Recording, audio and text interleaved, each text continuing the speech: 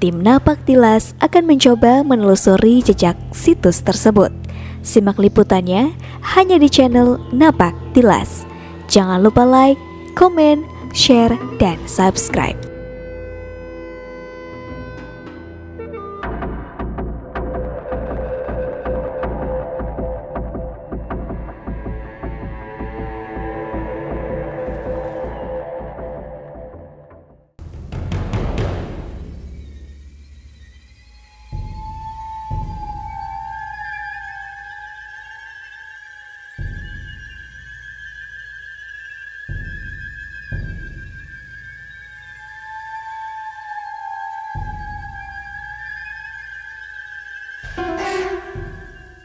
Nah, ini yang khas di Sangiang ada sebagai ucapan selamat datang lah ya kepada pengunjung. Ini ada batu satangtung ya. Nah, ini kemungkinan ada batu ini memang sebelum Karamaan Sangiang itu berdiri juga, ini memang sudah ada. Dan ini termasuk ke dalam tinggalan megalitikum. Berarti udah lama ya? Udah lama juga itu. Nah, cuma ini udah mengalami beberapa perubahan.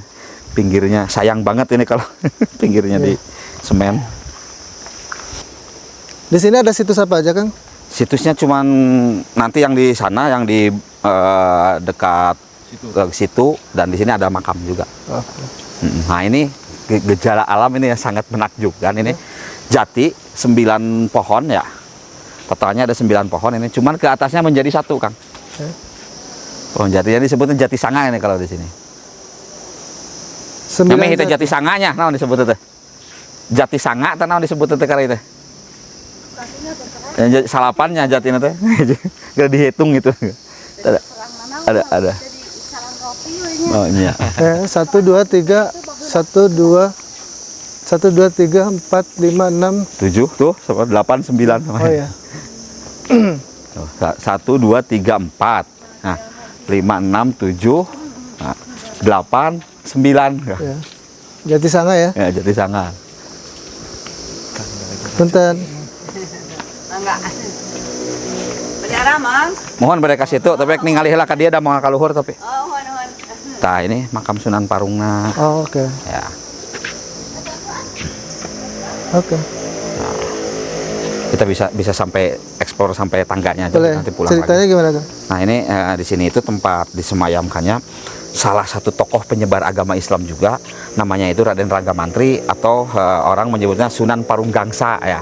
Nah, cuman itu aslinya memang bukan di sini, ini kepindahan. Jadi pada tahun 1942 itu makam beliau itu aslinya di Talaga, di daerah apa namanya Campaga. Nah, cuman karena terkikis oleh apa namanya air sungai ya, sehingga dipindahkan ke sini. Nah, atas Jadi ini kebijakan makam? para sesepuh ya, makam.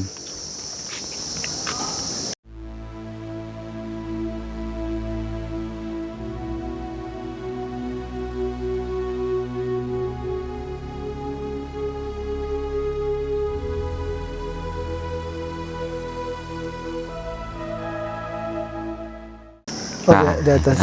Jadi makamnya itu di atas. Sunan Parung itu adalah tokoh penyebar agama Islam yang kebetulan menikahi salah satu ratu di Talaga. Ya. Jadi suaminya Ratu Sunia Larang. Nah, beliau yang membawa ajaran Islam secara tauhid ya. Jadi Islam permulaan gitu. Belum lebih bersifat ke syariat, jadi baru ke tauhid aja gitu. Nah, itu tahun berapa, Kang? Tahun 1500-an awal. 1400-an akhir lah, 1480-an gitu. Kurang lebih. Berarti istrinya yang jadi ratu itu ratu. istrinya. Itu ratu keberapa? Jadi ratu, kalau dari ratu itu pertama Simbar Kancana, yang kedua yang ketiga, ratu ketiga di Talaga.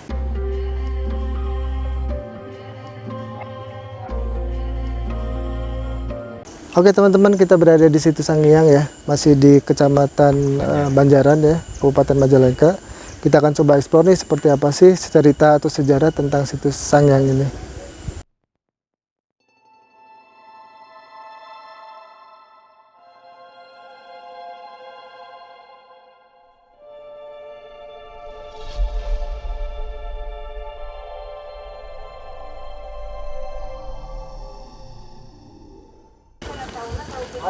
Biasanya saya teh ka dia kan. Oh gitu. Aman biasa. Nih.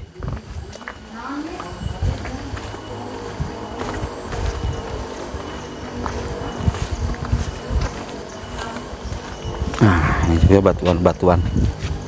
Banyak Ya. berserakan, batuan-batuan juga yang tertata. Nah, ini kan. Coba lihat ikan dulu, yuk. Oh ya, siap.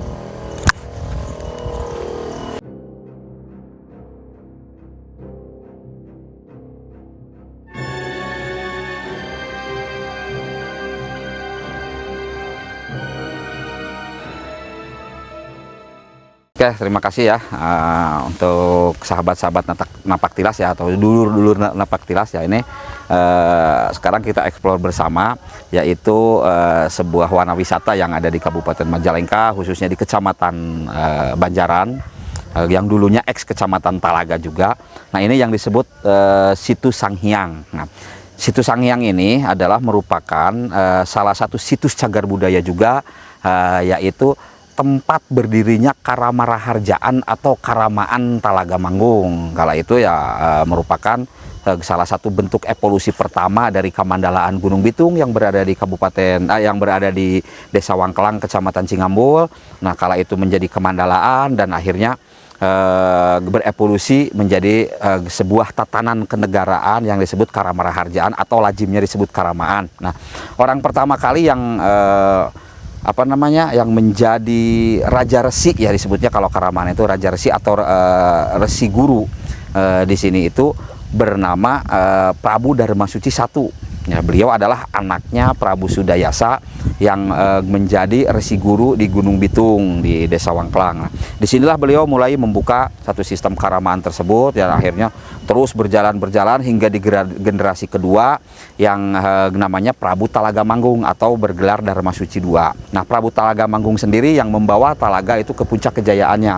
Nah, sehingga sangat disayangkan ketika pada masa Prabu Talaga Manggung menjadi raja, ya, atau menjadi maharaja atau raja resi kala itu, sangat disayangkan sang menantunya yang bernama Palemban ya, sekali lagi saya ucapkan Palemban, bukan Palembang, bukan ya, tapi Pak Lemban. Pak Lemban itu, Pak itu ahli atau tukang, Lemban itu yang mengelola tanah pertanian, terus kesanahnya gunung jadi sebutnya Palemban Gunung, jadi orang yang mengelola tanah pertanian di pegunungan. Beliau adalah diangkat sebagai mantu sekaligus menjadi Mahapatih kala itu pada waktu masa kepemimpinan Sang Prabu Agung Talaga Manggung. Dan Palemban Gunung sendiri atau yang bernama asli itu Sakyawira, beliaulah yang berkhianat, yang akhirnya karena gila kekuasaan tidak cukup dengan jabatannya sebagai Mahapatih, sehingga dia mengadakan pemberontakan dengan cara membunuh Prabu Talaga Manggung menggunakan orang-orang terdekatnya. Dia menyuruh orang yang bernama Centang Barang untuk membunuh Prabu Talaga Manggung dengan menggunakan senjata cis. Nah, itu cerita rakyat yang ada di sekitar sini, dan ini juga bukan hanya berdasarkan cerita rakyat, tapi ini juga bisa disebut atau pernah tercatat dalam kronik naskah lontar Sunda kuno di abad ke-15, bahwa ini disebut juga Mandala Purwa Talaga, ya, atau disebut juga Situ Sanghyang Manik ya, di mana di sini tadi dikatakan pernah berdiri sebuah tatanan pemerintahan Sunda yang disebut Karamaraharjaan atau Karamaan. Dan cikal bakal Talaga sendiri itu berawal dari sini. Jadi penamaan Talaga itu karena di sini ada Karamaraharjaan, sehingga daerah-daerah yang berada di sekitarnya itu disebut wewengkon Talaga atau wilayah yang berdekatan dengan situ. Nah, sehingga sampai sekarang nama itu diabadikan menjadi nama kerajaan, dan sekarang juga sampai sekarang diabadikan menjadi salah satu nama sebuah kecamatan yang berada di dekat sekitar situ. Ini kan dulu katanya tatanan kerajaan lah ya, Ya, Sanghyang. Karamaraharjaan. Karamaraharjaan. Atau Karamaan ya. Oke, berarti ini areanya mana aja Kang kalau dilihat?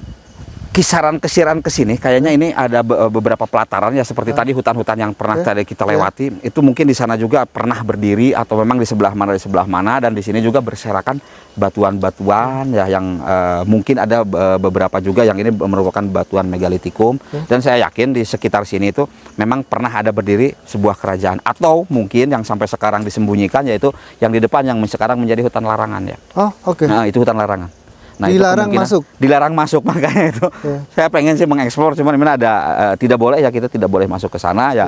Satu, beruntungnya itu menjadi hutan larangan, sehingga secara Ekosistem. ekosistem juga masih terjaga dengan baik. Makanya bisa dilihat kan pohon-pohon yang besar juga masih menjulang tinggi, masih kelihatan benar-benar utuh lah istilahnya. Kalau istilah kata sekarang hutannya masih perawan, belum dijamah sama sekali. Itu karena ada kearifan lokal dijadikan hutan larangan. Bisa juga di sebelah sana. Yang jelas itu di sekitar sini.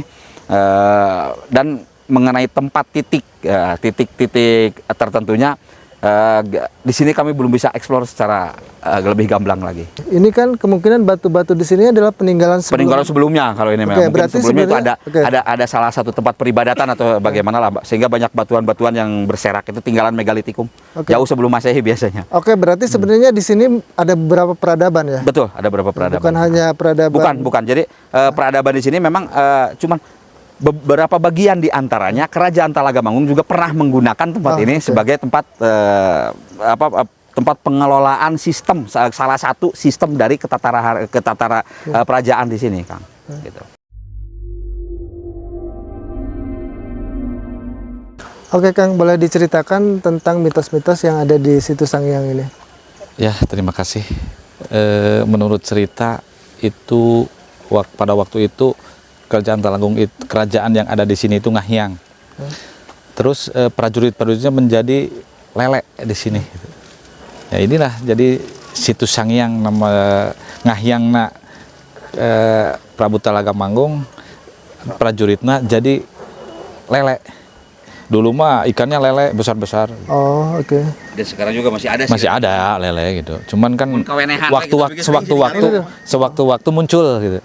Oke, Kang, dari sisi sejarah nih yang menunjukkan bahwa di sini itu adalah ada kerajaan Sangiang itu apa, Kang? Oke, salah satunya adalah adanya diketemukan artefak-artefak seperti bekas pondasi kuno, Kang.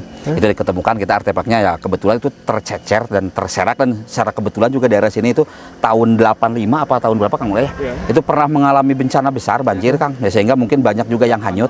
Nah, tapi itu ada juga artefak yang kita ketemukan. Ya, beberapa arkeolog yang menemukan, di antaranya ada plakat, ya ada plakat besi yang berisi tentang maklumat. Terus ada juga bekas pondasi, dan ada juga bekas pintu, dan ada bekas memolo atau ornamen-ornamen bekas istana gitu. Dan juga di naskah, juga di beberapa naskah ya seperti halnya di Wangsakerta juga itu tercatat juga tentang keberadaan Karaton Sanghyang, ya karaton dalam artian karaton Karamaan gitu. Nah, terkait cerita rakyat, Kang, cerita rakyat yang tadi oleh rekan saya dikemukakan bahwa beberapa prajurit Prabu Talagamanggung itu menjadi lele. Oke lah, itu kan namanya mitos ya.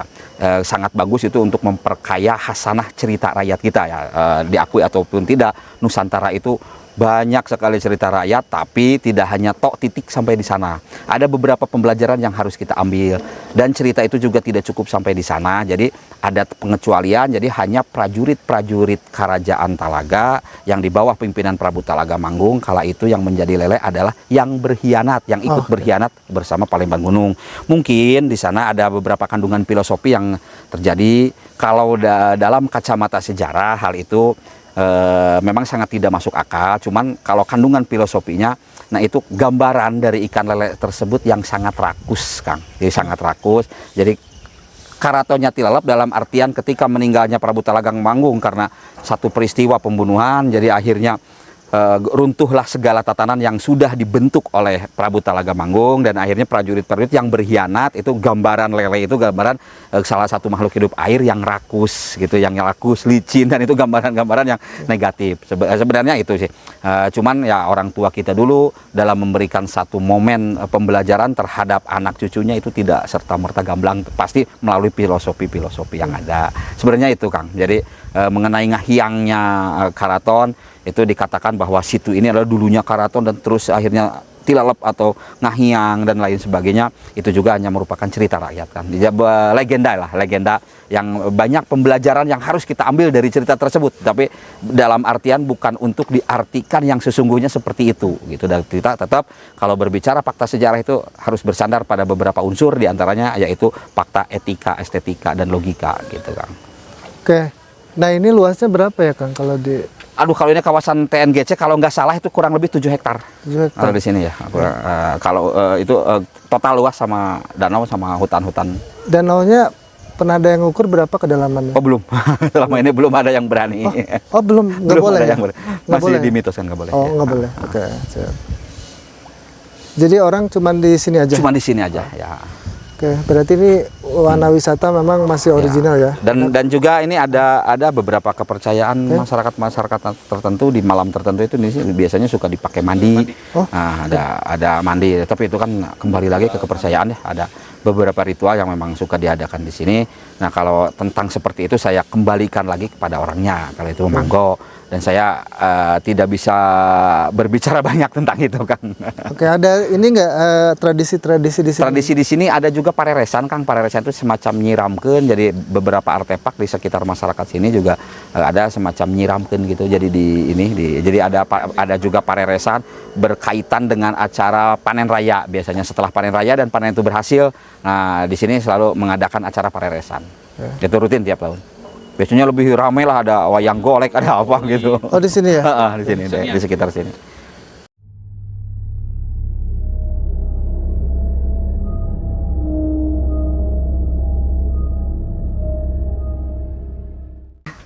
Oke teman-teman sahabat Nebak Tilas. Jadi di sini dulu konon katanya adalah kerajaan Keramaan Talaga Manggung ya.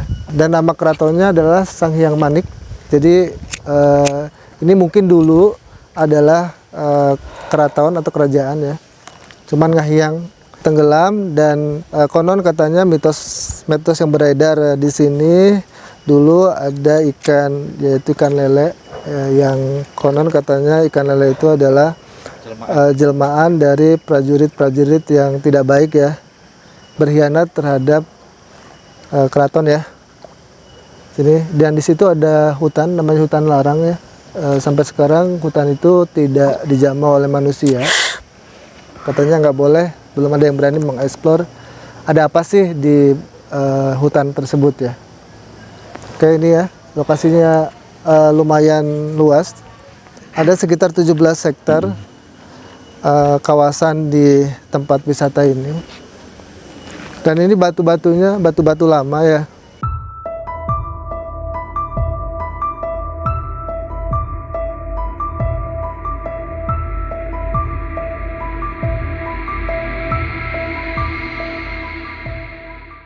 Fungsinya daripada kearifan lokal ya, ada hutan larangan, ada danau larangan, itu bagusnya itu kan dengan adanya gitu jadi ekosistemnya terpelihara kan. Betul. Coba kalau nggak dikeramatkan, udah habis dari dulu ikan segede-gede gaban gini.